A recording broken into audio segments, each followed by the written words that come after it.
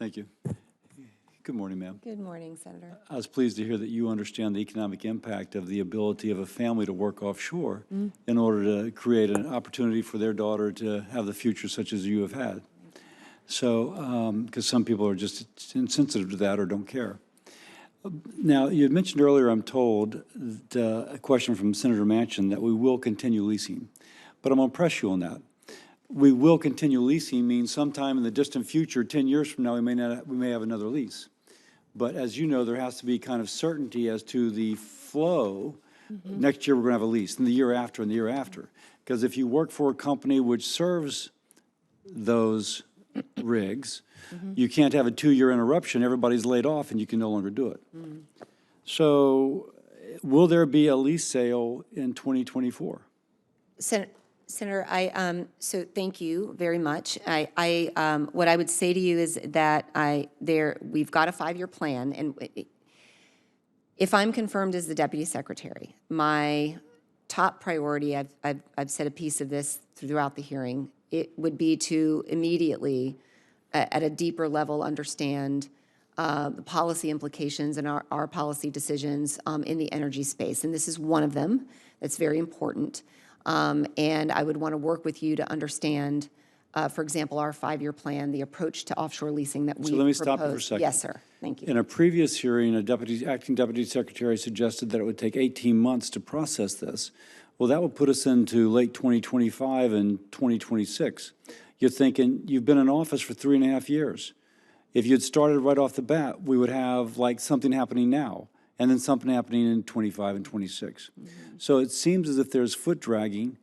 I'm just from the outside looking in. Oh, how long can we stretch it out so that, yeah, we're technically doing it, but in reality, those families that depend upon this income, as your family once did, they will be left hanging out to dry, but we don't care because we don't want it to happen. So I guess my frustration is, why is it always tomorrow that this is going to happen? Why didn't it happen when the dadgum administration took office?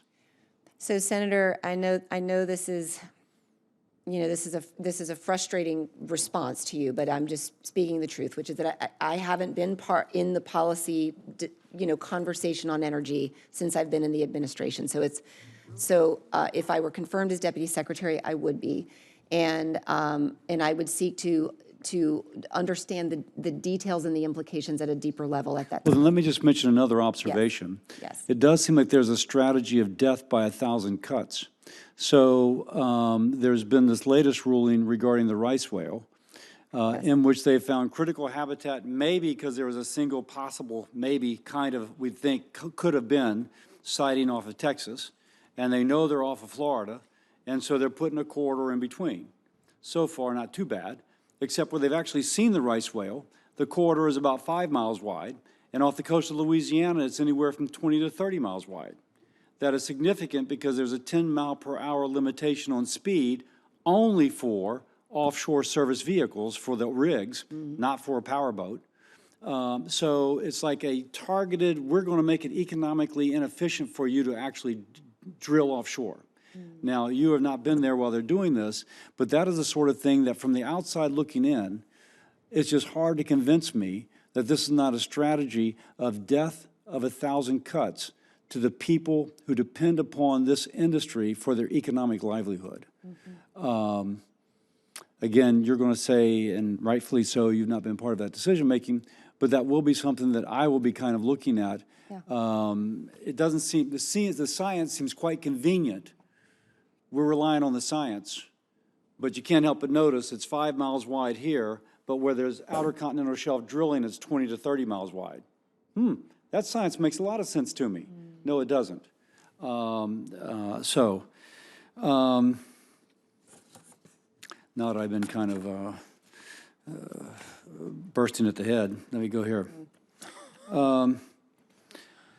Revenue sharing, let me just ask you about this. Yeah. Revenue sharing, Land Water Conservation Fund, which I know that the chairman has used very nicely for West Virginia and that Daines was speaking very highly of, is funded almost entirely out of oil and gas revenues.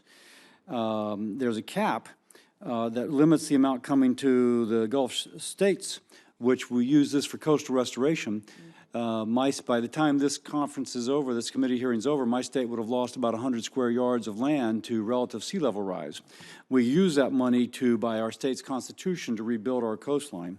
Last year, Louisiana, Texas, Mississippi, Alabama missed out on about $216 million that would have gone to local resiliency in these 4 states, because there was this cap that we're trying to raise with the RISE Act.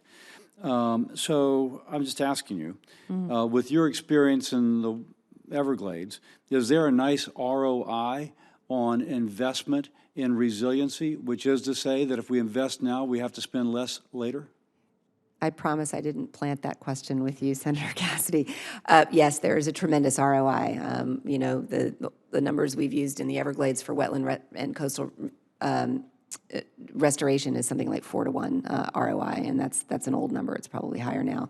I traveled to Louisiana last August and spent some time out there looking at some of that coastal restoration, and I think, you know, I know you've got the RISE Act. The RISE Act is moving through, and you know, if I'm confirmed as deputy secretary, or even in my current role, my current portfolio, you know, I would welcome the opportunity to work with you, understand, you know, that you've given me some good numbers. I'd like to understand those better, about the impact when it comes to revenue sharing cap as well.